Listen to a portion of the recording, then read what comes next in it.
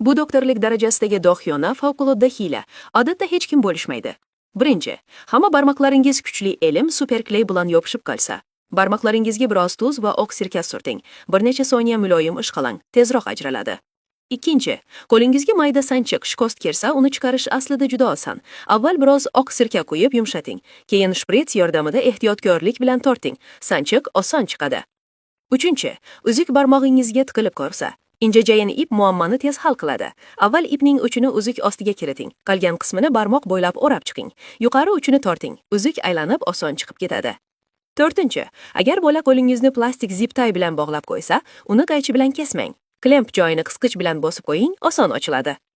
Beshinchi, achchiq qalampir to'g'ragandan keyin qo'llaringiz kuysa, qo'llaringizni balzam yoki konditsioner bilan ishqalang. Biroz uqalab, keyin yuving, achish sezilarli kamayadi. Oltinchi, bilaguzuk juda tor bo'lib yecholmay qolsangiz, qo'lingizga plastik paket kiying. Ustiga biroz qo'l sovuni surting. Yengil tortish bilan bilaguzuk oson sirg'alib chiqadi. Yettinchi, saqich kiyimingizga yopishib qolsa, kiyimni tashlamang. Ustiga muz bo'laga qo'ying va sovishini kuting.